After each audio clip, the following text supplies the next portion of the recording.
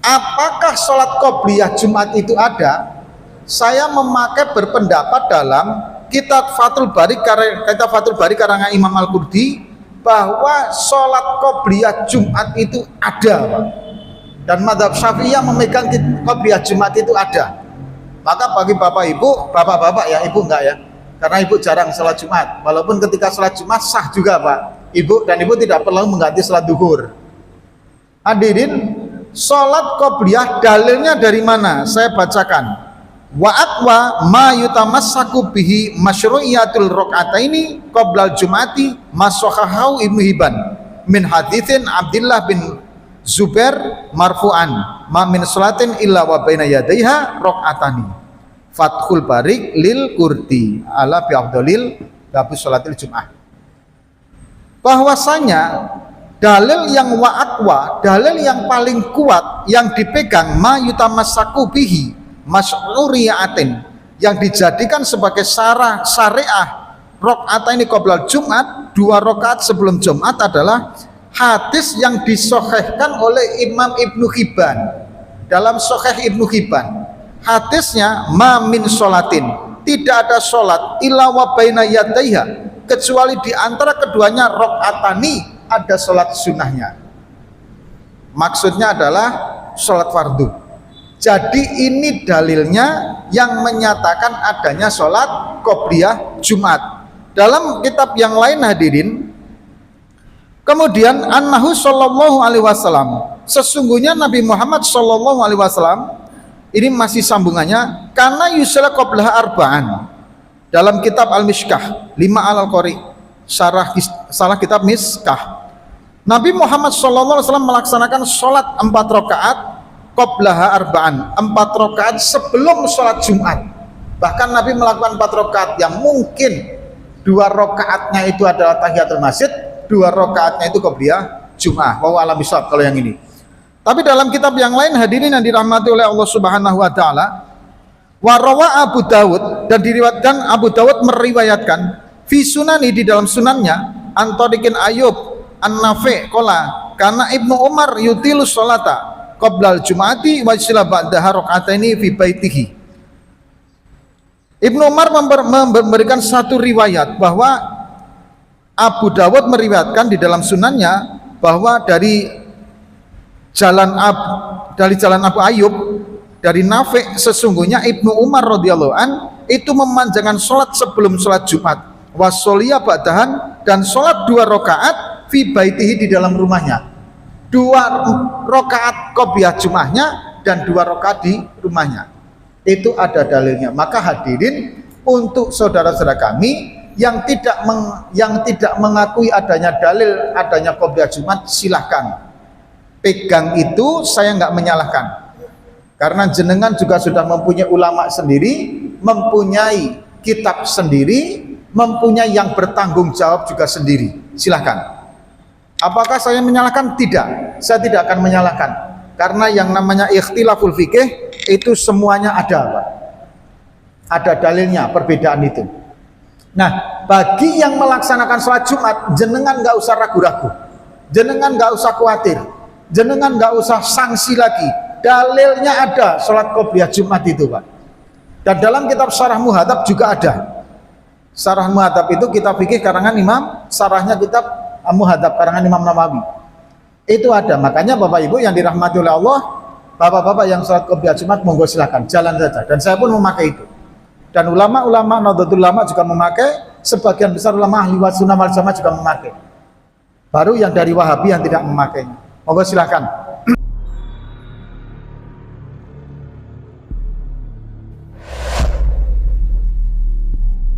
Assalamualaikum warahmatullahi wabarakatuh. A'udzu billahi minasyaitonir rajim. Bismillahirrahmanirrahim. Alhamdulillahirabbil alamin. Nahmaduhu wa nasta'inuhu wa nastaghfiruh. Wa na'udzu billahi min syururi anfusina wa min sayyiati a'malina.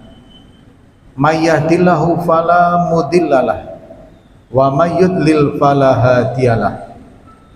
Allahumma sholli wa sallim ala sayyidina Muhammad wa ala alihi wa ashabihi wa man tabi'ahu bi ihsani ila yaumil qiyamah, amma ba'd. Yang kami muliakan para alim, para ulama, para kiai, para ustadz, para imam, para guru-guru kita semua. Yang kami hormati para hadirin yang alhamdulillah hadir dalam pengajian kami setiap hari Ahad malam Senin pada maghrib di Masjid Al-Uswah. Yang kami hormati ketua pengurus masjid beserta kepengurusannya. Hadirin, marilah kita bersyukur kepada Allah Subhanahu wa taala atas segala nikmat, rahmat, hidayah yang Allah Subhanahu wa taala berikan kepada kita. Atas nikmat-nikmat tersebut mari kita memuji kepadanya dengan mengucapkan alhamdulillahi rabbil alamin. Salam dan salawat mari kita hadirkan kepada junjungan kita Nabi Agung Muhammad sallallahu alaihi wasallam. Allahumma sholli wa sallim ala sayyidina Muhammad wa ala ali sayyidina Muhammad.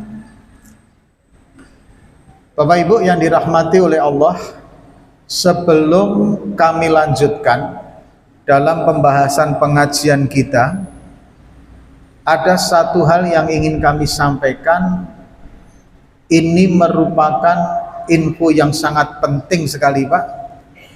Saya ada investasi yang akan saya tawarkan kepada Bapak Ibu semua. Dan ini peluang emas. Investasi yang nggak akan pernah rugi. Karena nggak pernah akan rugi inilah maka saya tawarkan kepada jenengan semua. Dan ini luar biasa hasilnya, Pak. Investasi apa? Jadi begini, Pak. Saya flashback dulu ke zaman Rasulullah Sallallahu Alaihi Wasallam. Di zaman Rasul ada seorang Yahudi. Dia mempunyai sebuah sumur. Sumur itu bagus sekali airnya.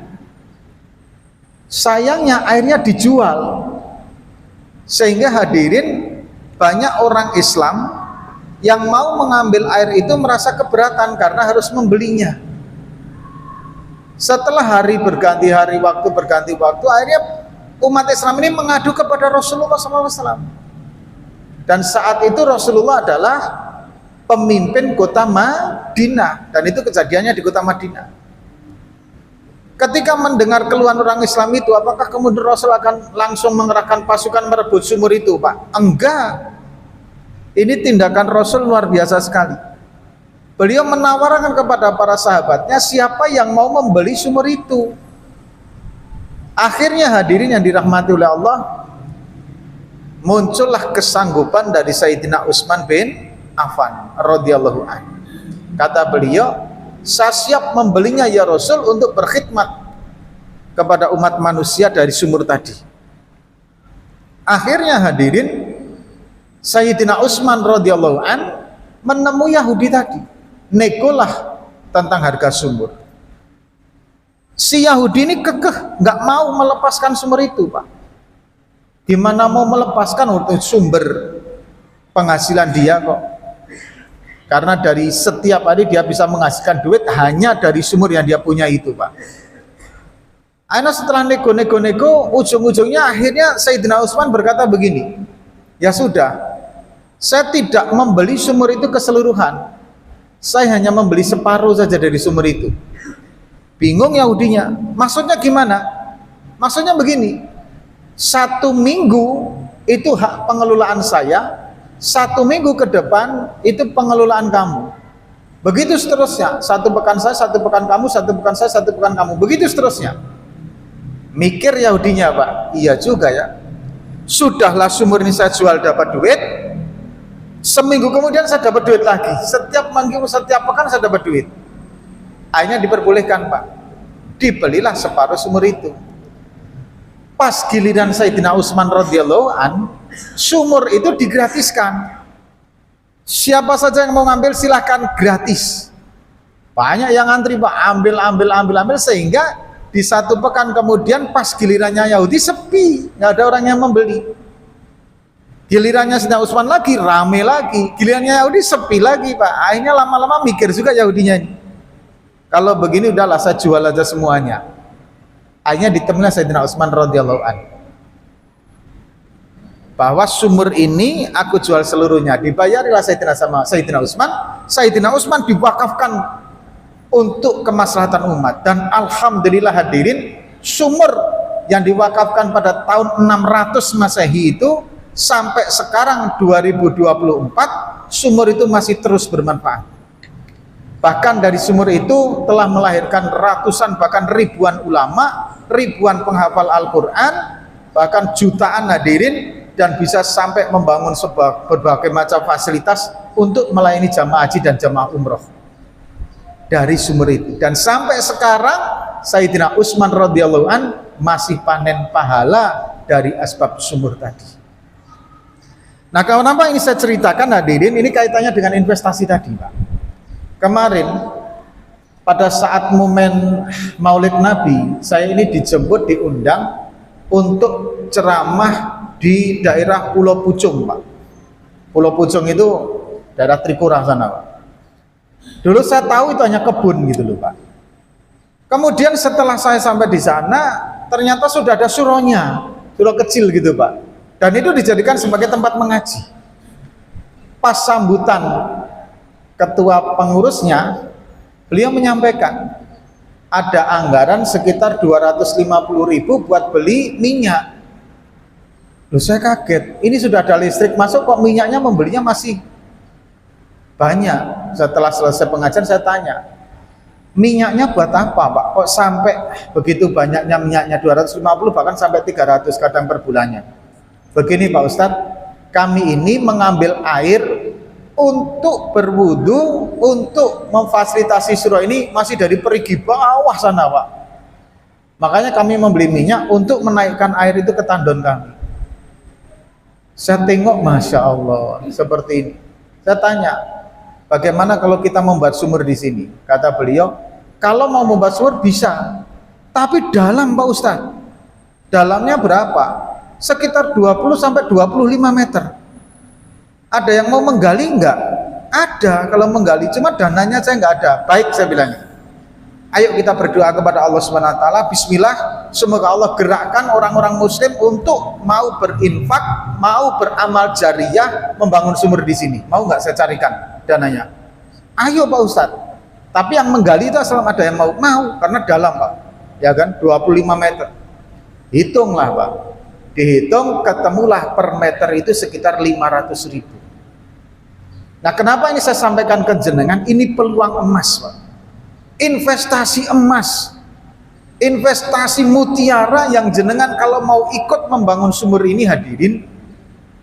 Sumur ini nanti kalau dipakai untuk beribadah, maka jenengan duduk di sini saja sudah dapat pahala hadiahnya orang yang sholat, yang beribadah, yang ngaji lagi Pak.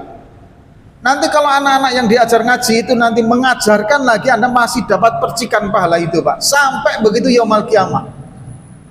Makanya hadirin, di alam barzah ahli kubur kalau diizinkan kembali ke bumi, diizinkan kembali ke dunia ini hadirin, hidup lagi, apa yang dia akan lakukan?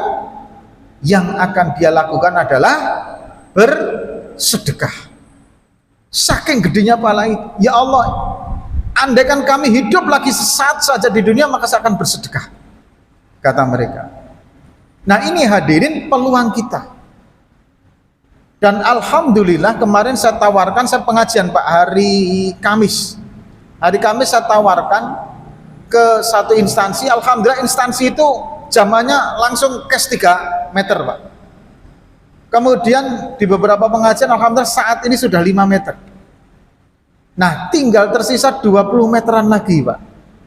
Kapan Pak Ustadz batas waktunya? Mohon maaf, kalau sudah cukup ya saya tutup Pak, nanti jadi tanggungan pula duit itu kepada saya dunia akhirat. Ini saya sampaikan hadirin, ambil ini hadirin. Kalau jenengan nggak mampu 1 meter, ambil setengah meter. Nggak mampu setengah meter, ambil 1/4 meter. Nggak mampu 1/4 meter, berapa saja yang mesti investasi di sini Pak. Silahkan. Dan ini insya Allah hadirin pahalanya sampai sumur itu dipakai. Apalagi Pak, apalagi ini mohon maaf, jika sumur itu airnya bagus, digunakan untuk mengairi tanaman, tanamannya berbuah, dimakan hewan. Masya Allah Pak, nggak bisa kita menghitungnya lagi. Ada ulat makan, ada kumbang makan madu dari bunganya, ada burung nanti makan dari tanaman itu. Masya Allah, pahalanya jenengan nggak akan mampu menghitung lagi. Malaikat saja nggak mampu Pak. Dan itu jenengan meninggal sampai terus berketerusan Pak. Berapa saja hadir. Mari hadirin, kita mumpung ada kesempatan emas ini. Nanti kalau kapan-kapan saya ada kesempatan lagi, saya kasih tahu lagi Pak. Tapi ini sementara ini yang saya tahu adalah membangun sumur ini. Dan jangan sampai kemudian kita ketinggalan dengan orang-orang yang sudah berinvestasi tentang sumur. Apakah ada Pak Ustadz? Ada. Pesantren saya itu Pak, 2 sumur dibangun oleh 2 orang Pak. Yang satu sumur itu dibangun, saya nggak tahu yang bangun itu siapa Pak.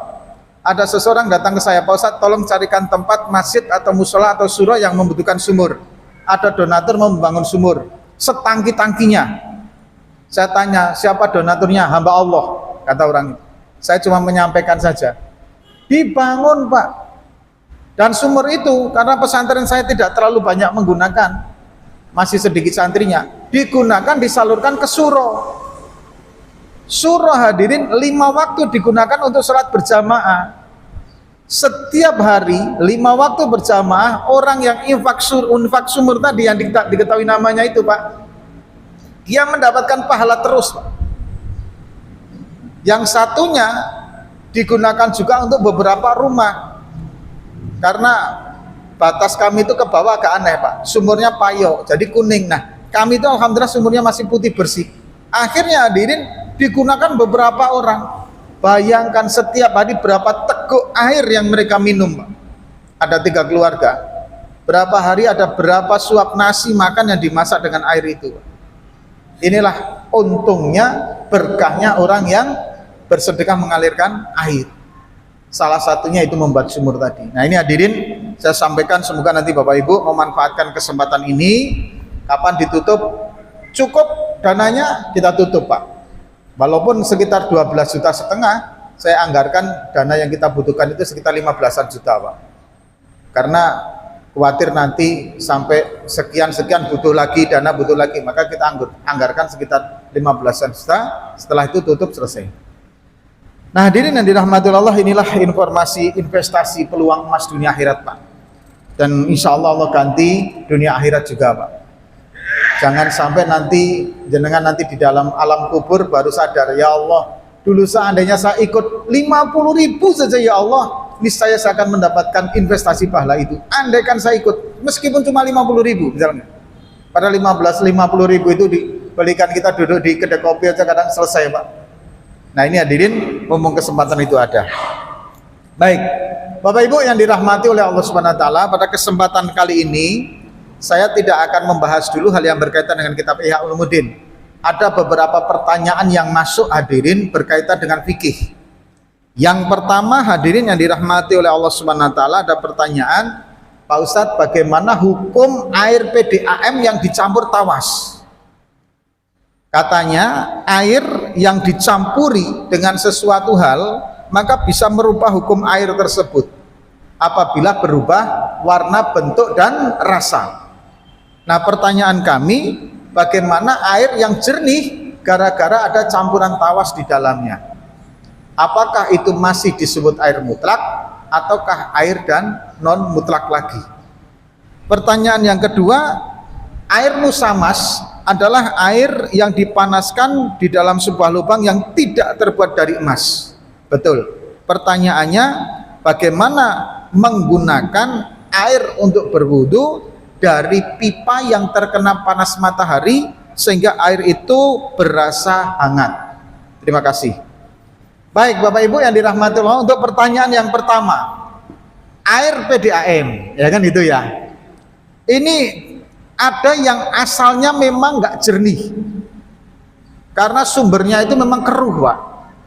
Kemudian melalui beberapa proses, apakah adanya campuran air tawas atau apapun, sehingga proses, akhirnya air itu menjadi jernih, menjadi putih, sehingga digunakanlah untuk wudhu, untuk mandi, untuk kebutuhan dapur dan lain sebagainya.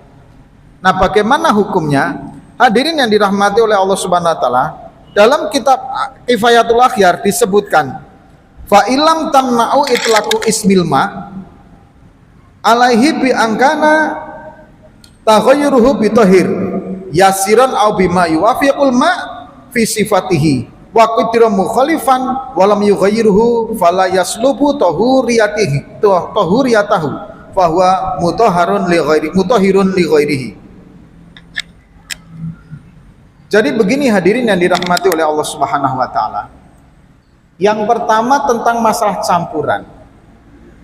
Jikalau campuran itu masuk ke dalam masuk ke dalam air, kemudian tidak merubah kemutlakan ismul ma, kemutlakan nama air tadi, maka hukum air itu masih tetap suci mensucikan, atau aukana, atau dia merubah tapi merubahnya masih sedikit, maka itu masih menjadi air yang mutlak. Contoh begini Pak, air beda dengan, contoh begini, air PDAM yang tadinya coklat, kemudian melalui proses tetek bengek lain sebagainya, keluarlah tetap menjadi air putih bersih. Secara umum orang ini masih mengatakan, menyebut nama itu adalah sebagai air mutlak, nggak ada kaitannya apapun, air saja Pak. Maka jikalau masih ada seperti itu, orang umumnya menamain seperti itu dan memang berlakunya seperti itu hukumnya masih tetap air mutlak. Beda misalkan begini, ini air walaupun satu kolam, kemudian jenengan campuri teh, maka secara umum orang akan mengatakan itu air teh, sudah tidak ada air mutlak lagi. Maka seperti itu beda lagi Pak, itu nanti hukumnya menjadi air teh, air suci tapi tidak mensucikan, itu air teh. Tapi kalau ini hadirin, meskipun dicampuri atau diproses, orang masih menyebut sebagai air mutlak.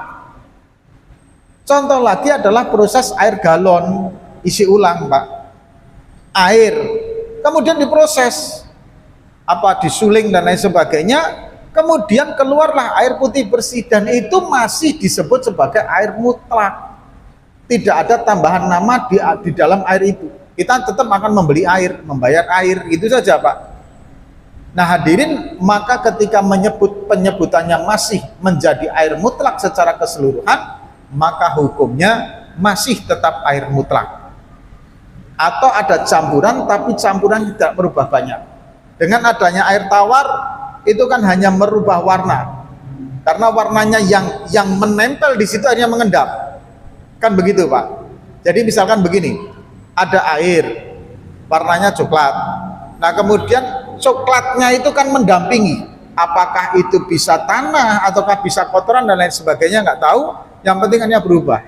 Dikasih tawas, maka kotoran yang mendampingi air tadi yang merubah warna turun, dia kembali menjadi air yang seperti dulu pertama kali sebelum adanya campuran-campuran yang merubah warna tadi. Maka kemudian proses itu tidak merubah nama air, sehingga tetap fungsinya menjadi air mutlak. Jadi singkatnya Bapak-bapak, Ibu-ibu, kalau berwudu dengan air PDAM yang air kemutlakannya itu melalui proses-proses pencampuran dan lain sebagainya, pada hakikatnya itu mengembalikan kepada air dalam bentuk semula, yaitu air yang putih bersih, bening. Makanya itu tidak merubah hukum kemutlakan air, sehingga tetap menjadi air yang suci dan mensucikan. Yang pertama. Yang kedua hadirin yang dirahmati oleh Allah, benar Pak Ibu, musamas itu adalah air yang dipanaskan melalui proses pemanasan. Kalau sekarang ya boleh jadi kompor api, atau yang pemanas air untuk mandi itu, atau matahari secara langsung yang tidak terbuat dari logam emas tempatnya. Nah bagaimana hukumnya ketika kita mandi memakai air yang terkena panas matahari dari pipa, atau air mandi yang di hotel gitu Pak, atau di rumah Bapak sendiri yang ada pemanasnya. pemanas listrik dan lain sebagainya. Itu bagaimana hukumnya? Apakah kemudian menjadi sah atau tidak? Jadi begini Bapak Ibu, air musamas itu hukumnya tetap suci mensucikan. Sekali lagi, air musamas itu hukumnya tetap suci mensucikan. Berbeda dengan air mutanajis atau air mustakmal. Air yang suci tapi tidak mensucikan itu mustakmal. Air najis atau mutanajis itu air yang kecampuran najis, maka menjadi mutanajis. Nah, air musamas ini hukumnya suci mensucikan, hanya makruh digunakan. Makruhnya pun temporal. Bisa jadi makruhnya itu muncul, bisa jadi makruhnya hilang, gitu loh Pak. Contoh, udara di tengah udara yang sangat dingin sekali Pak. Bapak Ibu misalkan ke daerah kami, atau ke daerah Wonosobo, Dieng dan lain sebagainya. Itu ada desa yang hampir siangnya itu 10 jam tertutup kabut Pak. Hampir 10 jam tertutup kabut. Wah itu dinginnya Masya Allah. Nah Bapak Ibu yang dirahmati oleh Allah, pada saat itu yang tidak terbiasa mau mandi, begitu megang air macam megang es. Bagaimana solusinya? Maka kemudian dipanaskan. Nah dalam keadaan seperti itu, jenengan bersuci memakai musamas, hukumnya sah, hilang makruhnya. Kenapa hilang makruhnya? Karena memang pada saat itu dibutuhkan untuk air yang hangat, karena tubuh tidak mampu memikul air yang dingin. Tapi kalau dalam kondisi seperti ini biasa, maka makruh menggunakan. Jadi Bapak Ibu, kalau memakai air hangat hanya untuk nikmat enak-enaknya saja, Pak Ustadz saya lebih enak, lebih nyaman kalau mandi itu memakai air yang hangat. Ya boleh saja, tapi makruh. Bapak mandi atas besar, boleh nggak memakai itu? Boleh, tapi hukumnya makruh. Karena tidak ada kebutuhan yang signifikan. Jadi wudhu memakai air yang airnya menjadi hangat, karena terpanaskan oleh panasnya cahaya matahari mengenai tandon air atau mengenai pipa air, hukumnya tetap sah. Nah hadirin yang dirahmati oleh Allah, tapi makruh gitu kan. Tapi makruhnya itu juga temporal gitu. Nah kemudian hadirin yang dirahmati oleh Allah Subhanahu wa taala, untuk pertanyaan yang kedua. Nah ini Pak, ini untuk fikih madzhab Syafi'iyah. Ini pertanyaan yang luar biasa. Ini sebenarnya masalah ikhtilaf, perbedaan pendapat. Nah, pertanyaannya adalah, apakah ada sholat sunnah qobliyah Jumat? Nah, ini Pak. Ini signifikan, penting dan sensitif. Karena ada beberapa ustadz yang memberikan satu pengarahan atau memberikan satu tausiahnya bahwa sholat qobliyah Jumat itu tidak ada dalilnya, tidak ada hadisnya. Bahkan kemudian mengatakan sholat qobliyah Jumat itu bid'ah, sampai kemudian orang yang melakukan sholat qobliyah Jumat tersesat, karena bid'ah itu kan tersesat. Kalau tersesat masuk neraka. Masya Allah, melakukan sholat malah masuk neraka, jadi orang ragu-ragu, ya kan? Hadirin yang dirahmati oleh Allah Subhanahu wa taala, apakah sholat qobliyah Jumat itu ada? Saya memakai berpendapat dalam kitab Fathul Bari karangan Imam Al-Qurdi, bahwa sholat qobliyah Jumat itu ada Pak. Dan madzhab Syafi'iyah memegang qobliyah Jumat itu ada. Maka bagi Bapak Ibu, bapak-bapak ya, Ibu enggak ya, karena Ibu jarang sholat Jumat, walaupun ketika sholat Jumat sah juga Pak Ibu, dan Ibu tidak perlu mengganti sholat duhur. Hadirin, sholat qobliyah dalilnya dari mana? Saya bacakan. Wa aqwa ma yutamassaku bihi masyru'iyatul rakaataini qoblal jum'ati masakhahu Ibnu Hibban min haditsin Abdullah bin Zubair marfu'an ma min sholatin illa wa baina yadaiha rakaatani. Fathul Bari lil Qurdi ala bi afdalil babu sholatil jum'ah. Bahwasanya dalil yang wa'atwa, dalil yang paling kuat yang dipegang ma yutamassaku bihi masyru'iyatin, yang dijadikan sebagai syariah rakaat ini qoblal Jumat, 2 rakaat sebelum Jumat adalah hadis yang disohhehkan oleh Imam Ibnu Hibban dalam Soheh Ibnu Hibban.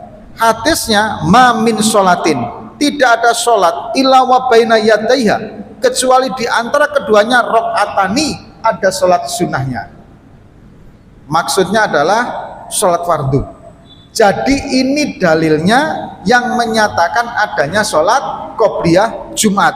Dalam kitab yang lain hadirin, kemudian annahu sallallahu alaihi wasallam, sesungguhnya Nabi Muhammad sallallahu alaihi wasallam, ini masih sambungannya, karena yusalla qablaha arba'an, dalam kitab Al-Mishkah 5 al-Qari, salah kitab Miskah, Nabi Muhammad sallallahu alaihi wasallam melaksanakan sholat 4 rakaat qablaha arba'an, 4 rakaat sebelum sholat Jumat. Bahkan Nabi melakukan 4 rakaat yang mungkin 2 rakaatnya itu adalah tahiyatul masjid, 2 rakaatnya itu qobliyah Jumat. Wa alam bisawab kalau yang ini. Tapi dalam kitab yang lain hadirin yang dirahmati oleh Allah Subhanahu wa taala, wa rawa Abu Dawud, dan diriwayatkan Abu Dawud meriwayatkan fi sunani, di dalam sunannya, antodikin Ayub an-Nafi qala karena Ibnu Umar yutilu sholata qoblal Jum'ati wa yusalla ba'daha raka'ataini fi baitihi. Ibnu Umar memberikan satu riwayat bahwa Abu Dawud meriwayatkan di dalam sunannya bahwa dari jalan Abu Ayyub, dari Nafi, sesungguhnya Ibnu Umar radhiyallahu an itu memanjangkan sholat sebelum sholat Jumat, wasoliyah ba'dahan, dan sholat 2 rakaat fi baitihi, di dalam rumahnya, 2 rakaat qobliyah Jumatnya dan 2 rakaat di rumahnya. Itu ada dalilnya. Maka hadirin, untuk saudara-saudara kami yang tidak mengakui adanya dalil adanya qobliyah Jumat, silahkan pegang itu, saya nggak menyalahkan, karena jenengan juga sudah mempunyai ulama sendiri, mempunyai kitab sendiri, mempunyai yang bertanggung jawab juga sendiri. Silahkan. Apakah saya menyalahkan? Tidak, saya tidak akan menyalahkan, karena yang namanya ikhtilaful fikih itu semuanya ada, Pak. Ada dalilnya, perbedaan itu. Nah, bagi yang melaksanakan sholat Jumat, jenengan nggak usah ragu-ragu, jenengan nggak usah khawatir, jenengan nggak usah sanksi lagi. Dalilnya ada, sholat qobliyah Jumat itu, Pak. Dan dalam kitab Syarah Muhadzab juga ada. Syarah Muhadzab itu kitab fikih karangan Imam, syarahnya kitab Muhadzab karangan Imam Nawawi. Itu ada. Makanya Bapak Ibu yang dirahmati oleh Allah, Bapak-bapak yang sholat qobliyah Jumat, monggo silakan, jalan saja. Dan saya pun memakai itu. Dan ulama-ulama Nahdlatul Ulama juga memakai, sebagian besar ulama ahli sunnah wal jamaah juga memakai. Baru yang dari Wahabi yang tidak memakainya. Monggo silakan. Nah, kemudian hadirin yang dirahmati oleh Allah Subhanahu wa taala, ini pertanyaan yang kedua. Masih ada waktu sekitar 10 menit. Ini pertanyaan yang ketiga. Nah, ini pertanyaan ketiga ini adalah yang sering terjadi di lingkungan sekitar kita. Bagaimana hukumnya merawat orang Islam yang dia tidak pernah sholat, tidak pernah puasa, apakah sesudah meninggal dunia kemudian dia masih dirawat sebagaimana syariah Islam? Yang kedua hadirin, pertanyaannya, orang yang bunuh diri itu kan dia tergolong orang yang berputus asa dari rahmat Allah Subhanahu wa taala. Maka orang ini kan sebenarnya sudah keluar milah dari agama Islam. Apakah kemudian dia dimakamkan, disolatkan, atau dibiarkan? Yang penting gali, kubur, selesai. Yang ketiga, bagaimana ketika kita menemukan jenazah yang tidak diketahui agamanya? Hadirin yang dirahmati oleh Allah, begini Pak. Yang pertama, ada seseorang yang dia mengaku Islam, tapi dia nggak pernah sholat, ke masjid nggak pernah. Kita doakan yang seperti ini, semoga dapat hidayah, semoga kemudian dia menjadi orang yang taat pada Allah Subhanahu wa taala. Amin. Jangan kemudian kita musuhi atau kemudian kita malah mengolok-olok, nggak boleh Pak. Kita justru malah harus mendoakan orang-orang seperti ini, saudara-saudara kita seperti ini. Dan boleh jadi nanti di akhir hayatnya beliau lebih daripada kita juga boleh, Pak. Hadirin, saya itu punya tetangga, Pak, dulu, Pak. Hari-hari nggak pernah sholat, Pak. Hari-hari nggak pernah sholat. Kemudian kerjaannya jualan nomor, Pak. Ya kan? Kalau nggak jualan nomor, rumahnya dibuat main remi, judi. Kan luar biasa. Hadirin yang dirahmati oleh Allah, tapi hidayah Allah turun, dapat hidayah, Pak. Masa tuanya tekun sekali ke masjid, Pak. Pakai serban lagi, Pak. Meninggal dalam keadaan mengucapkan kalimat la ilaha illallah. Apa nggak luar biasa ini, Pak? Inilah kalau hidayah. Maka ketika kita melihat ada orang yang mengaku Islam tapi belum taat, kita doakan. Nah, hadirin yang dirahmati oleh Allah Subhanahu wa taala, kembali ke pertanyaan, apakah kemudian dia tetap disolatkan, apakah dia kemudian tetap dimandikan, dikafani dan lain sebagainya secara syariat Islam? Jawabannya adalah tetap dijalankan fardu kifayahnya sesuai syariat Islam. Selama kita tidak mengetahui secara pasti bahwa orang itu telah murtad dari Islam. Konsepnya itu aja. Selama orang itu tidak mengatakan dirinya murtad dan kita tidak mengetahui sama sekali bahwa dirinya telah murtad, maka selama dia masih kita anggap sebagai orang Islam yang lain tetap wajib merawat jenazah ini seperti halnya syariat Islam yang berlaku. Tetap dimandikan, tetap dikafani, tetap disolatkan dan dikebumikan. Seperti itu, meskipun nggak ahli sholat sekalipun.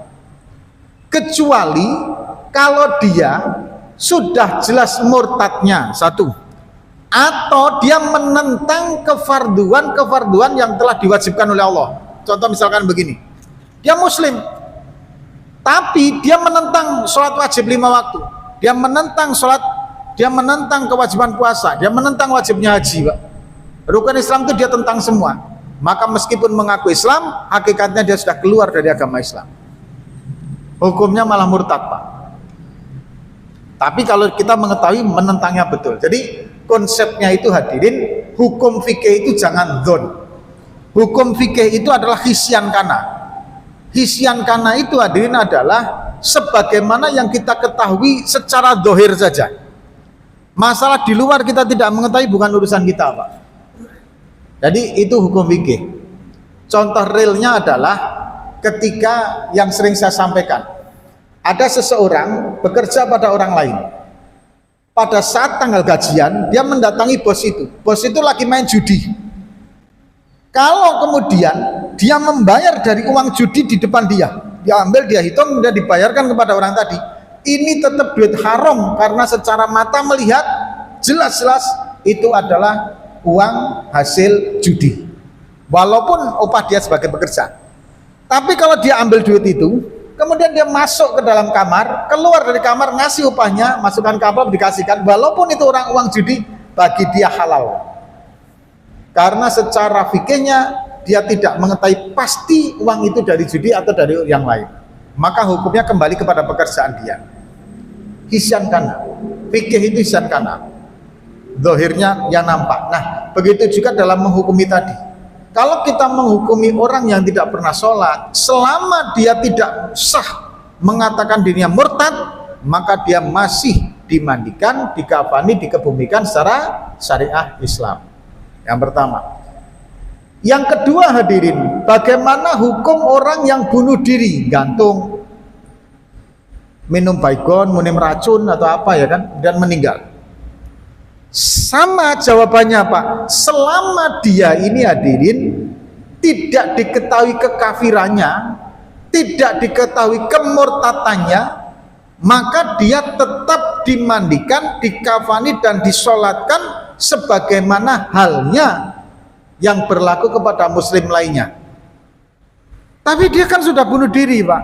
Mau alam bisawab. Urusan bunuh diri, akidah dia nanti kembalikan kepada Allah Subhanahu wa taala. Yang penting secara hukum manusianya, dia belum jatuh hukum sebagai orang yang murtad atau hukum orang yang kafir. Tetap harus seperti itu, Pak. Karena banyak yang terlaku, hadirin. Bahkan yang repot lagi hadirin yang dirahmati oleh Allah Subhanahu wa taala, beberapa waktu yang lalu berlaku politik, ya kan? Kalau tidak nyoblosi A tidak disolatkan. Waduh, ini kan udah parah sekali, Pak. Gitu loh. Ini kan isu-isu seperti ini kita harus mulai secara dewasa. Bahwa agama itu adalah sebagai landasan pondasi setiap manusia. Tapi agama jangan jadikan sebagai sebuah komoditas yang harus jualan gitu. Termasuk politik, termasuk perdagangan dan lain sebagainya. Meskipun hadirin mohon maaf, hadirin yang dirahmati oleh Allah, begini Pak, saya masih ingat kata Pak Kiai kami, besok suatu saat di satu zaman, ini kan begitu Rasulullah bersabda, umat Islam itu mayoritas. Karena mayoritas, maka dia akan ditarik ke sana, ditarik ke sini, gigit sana, gigit sini, gigit sana, gigit sini, memanfaatkan umat Islam ini, Pak. Dan itu akan terjadi dalam suatu zaman nanti. Kemudian para sahabat bertanya, apakah kita minoritas? Tidak, justru pada saat itu kalian mayoritas. Tapi kalian bagaikan buih yang ada di lautan, terumbang-ambing. Sekarang kita nampak, mau politik, mau ekonomi, mau perdagangan, umat Islam itu mayoritas, Pak. Siapa mampu merebut pasar simpatisnya umat Islam, maka hadirin bisa dipastikan mereka ini akan menjadi pemenang. Apakah dalam kontestan politik ataukah dalam kontestan perdagangan ekonomi, Pak.